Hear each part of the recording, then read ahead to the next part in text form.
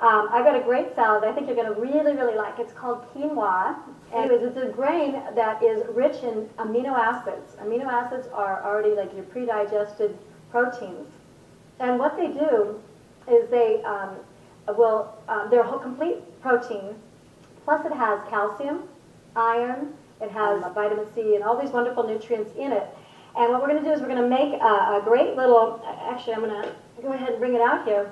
I use two different types of quinoa, and the type that I like the white kind, but then I also like the red. It's kind of what they call an heirloom quinoa. I believe that this is wheat-free and gluten-free, and I'm a big proponent on that because most people have health challenges, and a lot of people can't digest wheat or gluten. They can't digest it, and it can cause maladaptive reactions such as allergies and congestion and things like that. Anyways, what we're going to do is we're going to mix in. Now, this is so rich in protein, and that's why we're doing it, because so many people rely on meats and all these other fish and poultry for their protein, and they create a lot of acid. If we can try to start alleviating that acid and getting easier to digest proteins in our body, like hemp nut, hemp protein, they're a complete protein, you will really see a difference in your health, because when you don't have lunas on your little fingers, like on all 8 of your fingers, not your pinky, but on all 8 of your fingers, they're the little half moons on your fingers. If you don't have those, that could indicate that you're like developing circulatory disease, according to Dr. Chi from Rutgers University. And so what we want to do is to be able to make sure, and that's an intracellular thing where you're not getting nourishment to the cell. We want to ensure that you're getting the best nourishment, the most easy to digest nourishment, and the best sources. So what we're going to do today is we're going to make it really full of protein. We're going to throw in some beans. Now these are beans, what we call chili beans, but they're 3 different types, and I really like them because they are so full of protein, and you don't put too many of them in there, but they really add a good kind of texture to it.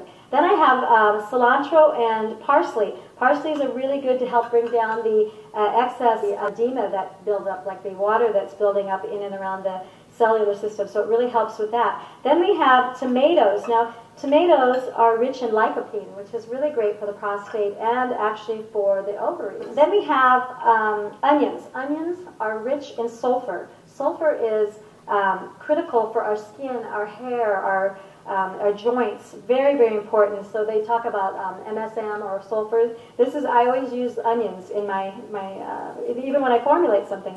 And then we have cucumbers. Now I love cucumbers because they're nice. The texture is lovely. It's crunchy.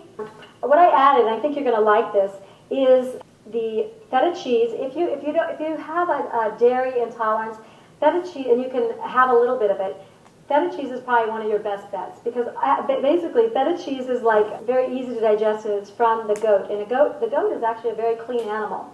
Then we have toasted pine nuts. Pine nuts come from the pine tree, believe it or not, and they are rich in nutrients, very, very helpful for the vascular system. Then we have pomegranate seeds. Oh, and they taste great when they break open in your mouth. It's just wonderful. So that's what we've got in there.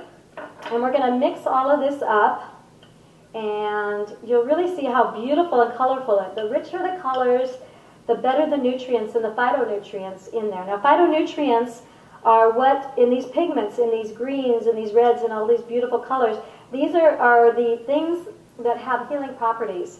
They're doing all the research at Cornell University, like with what they call the China Project, biggest study ever done. Cornell University is amazing. Anyways, so this is a beautiful, beautiful salad. Now what I'm going to do is, what I did was, I create my own salad dressings because I think you have control of what kind of sugars you put in there, what kind of salts, what kind of olive oil and things like that. And so what I did is I put fresh olive oil in there. Actually it's a mixture with the balsamic vinaigrette. And then I'm going to put in some beautiful basil out of my garden, actually. I have an organic garden. I really believe in permaculture. And then these are the pine nuts again, and because we're going to actually create our own little kind of a pesto vinaigrette. This is a little bit of sea salt. Now, why do you use sea salt as opposed to regular salt? Because regular salt is already processed, and it's synthetic, basically. And we want to get things in its most natural state, because the bottom line is the closer we stay to the land, and that's what the China Project actually said, the closer we stay to the land, the better our health is going to be, including our liver and gallbladder. So I put just a little bit of pepper in there because pepper can actually turn you a little bit of acid, but it's just a small amount. Okay, so now we've got our little vinaigrette, basil, pesto vinaigrette in there.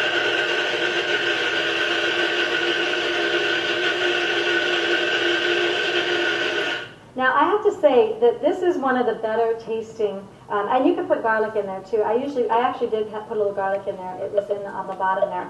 Now this is a tasty, tasty salad that even kids love because of the pesto. Kids love pesto, and it's so great because when you have all of these wonderful things mixed together and it tastes great, you really know that you're going to really help your health, no doubt. And I try to get everything organic. And this will be something that everybody will want. Believe me, they will eat it and just they'll want more.